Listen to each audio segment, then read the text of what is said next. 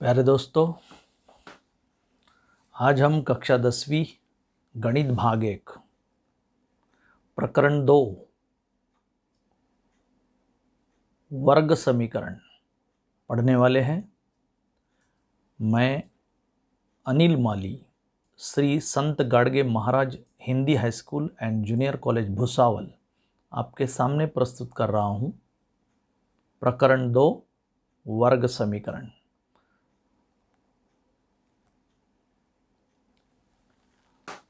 वर्ग समीकरण का सामान्य रूप क्या होता है? वर्ग समीकरण का सामान्य रूप, तो वर्ग समीकरण का सामान्य रूप है ax वर्ग प्लस bx प्लस c बराबर 0, कोष्टक में a is not equal to 0। a का मान 0 नहीं चाहिए, अर्थात a का मान यदि 0 हो जाता है तो ये वर्गपद जो है पूरा 0 हो जाएगा और बचेगा bx प्लस c बराबर 0। ये रैखिक पद हो जाएगा, रैखिक समीकरण हो जाएगा।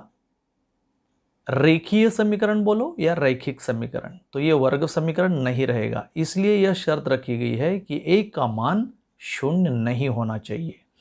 तो a, b, c ये जो है वास्तविक संख्याएं है। तो ABC क्या है? तो a, b, c यह वास्तविक संख्याएं है। तो वर्ग समीकरण का सामान्य रूप आपने देखा। आगे बढ़ते हैं हम। वर्ग समीकरण हल करने की पद्धतियां या विधियां। तो वर्ग समीकरण हल करने की 3 पद्धतियां हम यहां देखने वाले हैं। पहली पद्धति है गुणनखंड विधि। देखो, पहली पद्धति है गुणनखंड विधि, दूसरी पद्धति है पूर्ण वर्ग विधि और तीसरी पद्धति है सूत्र विधि। इस प्रकार से ये तीनों पद्धतियों का अध्ययन हम करेंगे। पहली है गुणनखंड विधि, दूसरी है पूर्ण वर्ग विधि, तीसरी है सूत्र विधि। लेकिन इस वीडियो में हम केवल गुणनखंड विधि देखने वाले हैं। गुणनखंड विधि से किस प्रकार से उदाहरण हल किए जाते हैं इसकी जानकारी लेंगे। तो इसके उदाहरण देखते हैं। तो सबसे पहले प्रश्न पहला, निम्न वर्ग समीकरण गुणनखंड विधि से हल कीजिए। स्पष्ट रूप से यहाँ गुणनखंड विधि लिखा है। यदि यहाँ गुणनखंड विधि लिखा है और आपने सूत्र विधि से हल कर दिया या पूर्ण वर्ग विधि से, तो आपको नंबर नहीं मिलने वाले हैं। यहाँ यदि गुणनखंड विधि लिखा है तो गुणनखंड विधि से ही उदाहरण आपको हल करना होगा।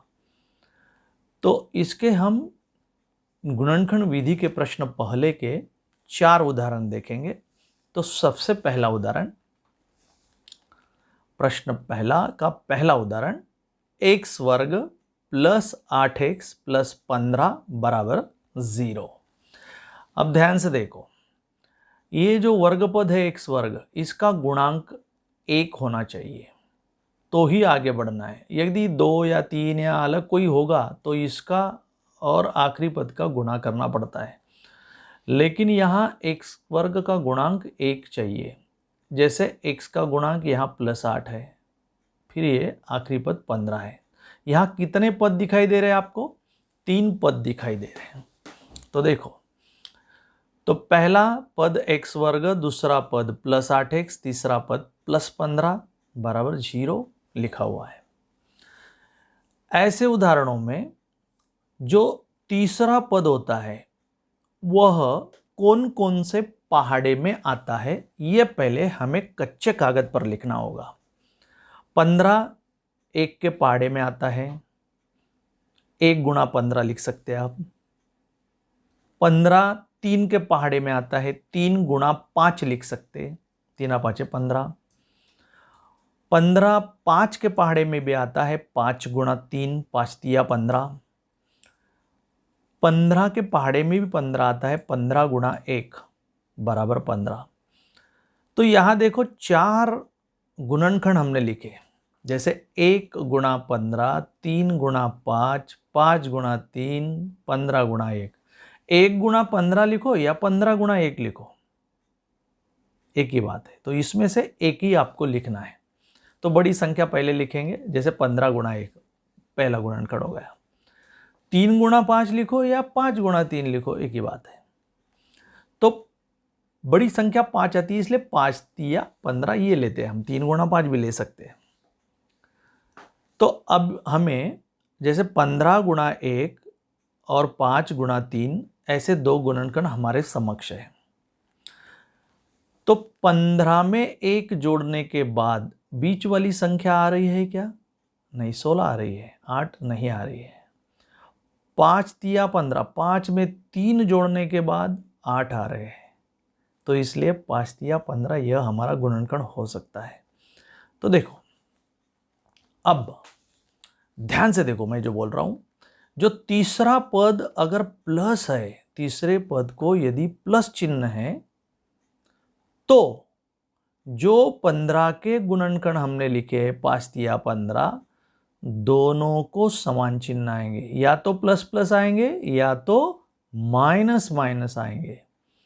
कब? तीसरे पद को यहां प्लस चिन्ह रहा तो प्लस प्लस लिखना या माइनस माइनस लिखना, ये कहां देखना पड़ेगा? ये बीच वाले पद पर देख करके प्लस प्लस लिखना या माइनस माइनस लिखना, ये तय करना है। तो बीच वाले पद पे अगर प्लस है तो दोनों को प्लस प्लस लिख दो, बीच वाले पद पर, मध्यम पद पर अगर माइनस है तो दोनों को माइनस माइनस आएंगे। इतनी सी बात है।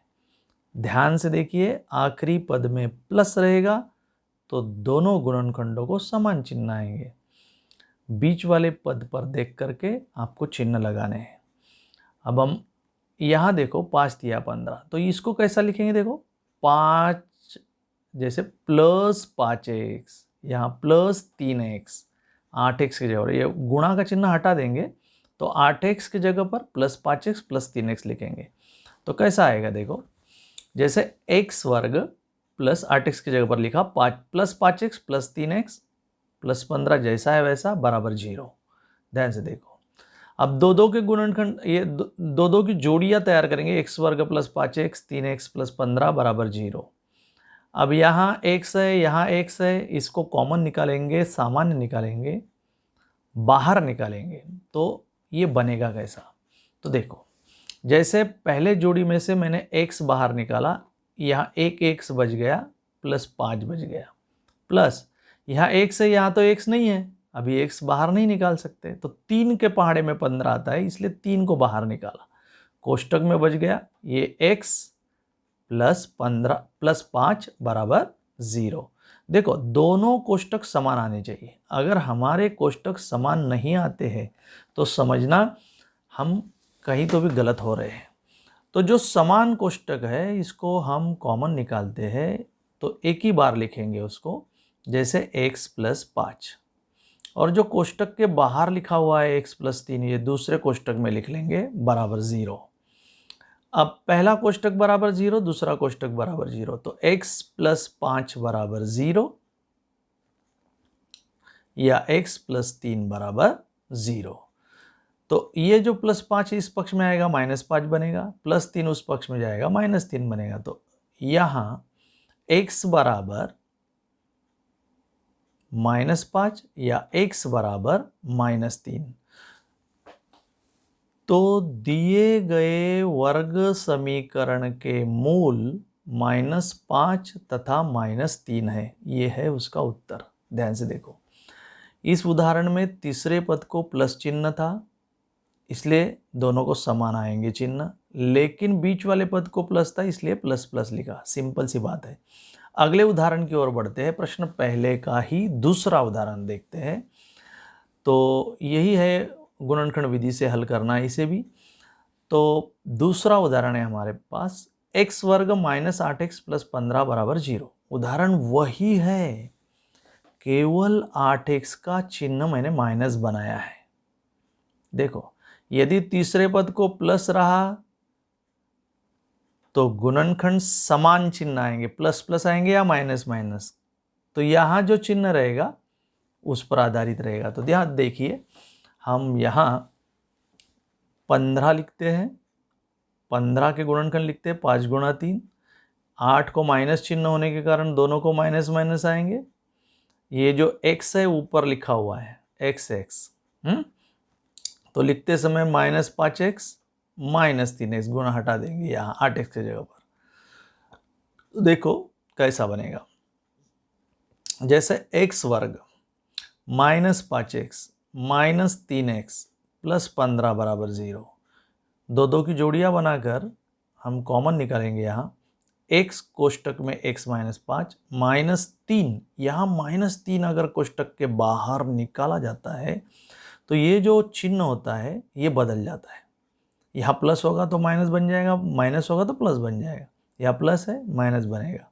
जैसे -3 बाहर निकाला, कोष्टक में बचा x, चिन्ह बदल देंगे माइनस, 3 5 15 बराबर 0।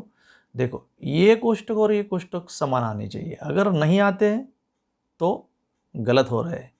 तो यहाँ x -5 x -5 कोष्टक सामान्य निकालते हैं, यानी एक कोष्टक में x -5 लिखेंगे, कोष्टक के बाहर जो x -3 है वो दूसरे कोष्टक में लिखेंगे बराबर 0। पहला कोष्टक है x -5 बराबर 0, दूसरा कोष्टक है x -3 बराबर 0। -5 इस पक्ष में आएगा +5 बनेगा, -3 इस पक्ष में आएगा +3 बनेगा। तो x बराबर 5 या x बराबर 3।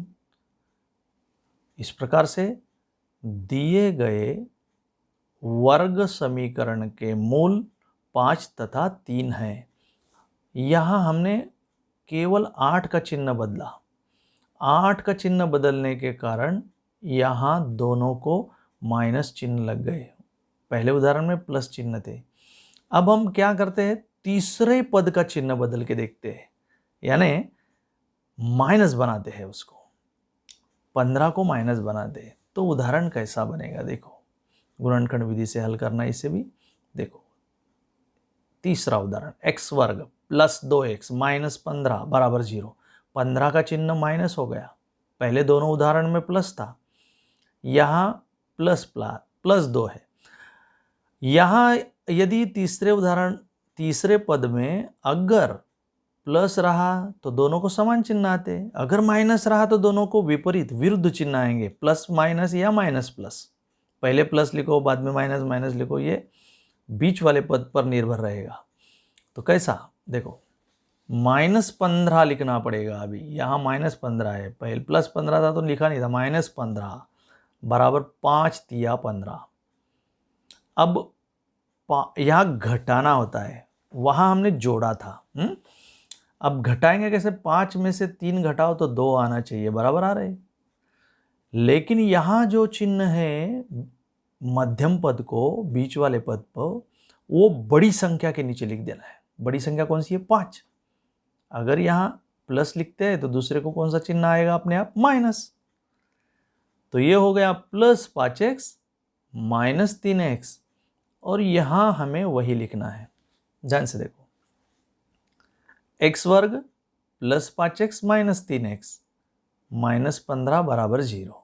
दो की जोड़ियां बनाएंगे, कॉमन निकालेंगे, जैसे पहले उदाहरण में देखा। x कोष्टक में x + 5 -3 कोष्टक में x + 5, चिन्ह बदल गया बराबर 0। एक जैसा कोष्टक है x + 5 x + 5, वो एक बार लिखा। दूसरे कोष्टक में x -3 बराबर 0, नीचे आएगा x + 5 बराबर 0 या x -3 बराबर 0। +5 इस पक्ष में -5 हो जाएगा, -3 इस पक्ष में +3 हो जाएगा। तो यहाँ x का मान देखो, x बराबर -5 या x बराबर 3। दिए गए वर्ग समीकरण के मूल -5 तथा 3 है। देखो आसान है, केवल 15 का चिन्ह बदला है, अब हम 2 का बदल देते हैं। 15 माइनस ही रहेगा 15, लेकिन यहाँ 2 माइनस रहेगा तो 1 को प्लस 1 को माइनस आना ही है। तो अगले उदाहरण में देखते हैं। देखो ये गुणनखंड विधि से हल करना है इस उदाहरण को भी। तो देखो चौथा उदाहरण, x वर्ग माइनस 2x माइनस 15 बराबर 0। x वर्ग का गुणांक 1 है। यहाँ 15 को चिन्ह कौन सा लगाया है वो देखना है, माइनस चिन्ह लगाया हुआ है। तो माइनस है तो एक प्लस आएगा, एक माइनस आएगा, यानी विरुद्ध चिन्ह आएंगे। लेकिन बीच वाले पद को माइनस चिन्ह है, ये चिन्ह बड़ी संख्या को जाएगा। तो यहाँ -15 लिखेंगे, तीसरा पद बराबर 5 दिया 15, लेकिन 2 को कौन सा चिन्ह है, माइनस, वो बड़ी संख्या के नीचे लिख दीजिए और दूसरा प्लस लिख दीजिए। तो पढ़ते समय -5x प्लस 3x इस प्रकार से पढ़ना है। तो ध्यान से देखो, यहाँ x वर्ग -5x प्लस 3x -15 बराबर 0। -5x प्लस 3x अगर करते हैं तो -2x आएगा। तो यहाँ जोड़ियाँ लगाएंगे दोनों की और उसी प्रकार पहले उदाहरण के जैसा कॉमन निकालेंगे। x कोष्टक में x माइनस 5 प्लस 3 कोष्टक में x माइनस 5 बराबर 0। आगे बढ़ेंगे, यहाँ x प्लस 5 पहले कोष्टक में, दूसरे कोष्टक में x प्लस 3 बराबर 0। x माइनस 5 बराबर 0 या x प्लस 3 बराबर 0। -5 इस पक्ष में +5 बनेगा, प्लस 3 इस पक्ष में -3 बनेगा। तो x का मान आया x बराबर 5 या x बराबर -3। तो दिए गए वर्ग समीकरण के मूल 5 तथा -3 है। देखिए यहाँ -15 जैसा था वैसा ही था, लेकिन सिर्फ 2 का चिन्ह बदला था हमने। तो यहाँ अगर हमने जो 4 उदाहरण देखे वो एक साथ लिखते हैं। देखो, x वर्ग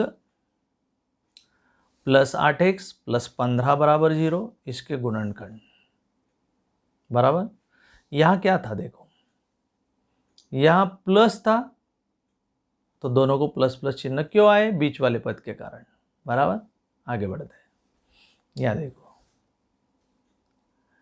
यहाँ प्लस था लेकिन यहाँ माइनस चिन्ह क्यों आए, क्योंकि बीच वाले पद को माइनस चिन्ह थे, इसलिए माइनस माइनस। ठीक है, हमने पहले ही बताया था तीसरे पद को अगर प्लस चिन्ह है तो दोनों के समान चिन्ह आएंगे, प्लस आएंगे या माइनस माइनस आएंगे। तो ये बीच वाले पद पर निर्भर है। अगला देखते हैं, देखो तीसरा पद x वर्ग प्लस 2x माइनस 15 बराबर 0, इसके -15 के गुणनखंड 5 दिया 15। अब यहाँ माइनस आता है तो हमें गुणनखंडों को घटा करके बीच वाला पद आना चाहिए, यहाँ ऊपर जोड़ करके बीच वाला पद आना चाहिए। यह देखो यहाँ प्लस है, यहाँ प्लस चिन्ह है तो बड़ी संख्या को लिखना है ये, और दूसरा विपरीत चिन्ह जो है तो दूसरी संख्या को लिख देना है। अगले इसमें देखते हैं 2 का चिन्ह बदलेगा। चौथा उदाहरण, x वर्ग माइनस 2x माइनस 15 बराबर 0, इसके गुणनखंड देखो -15 बराबर।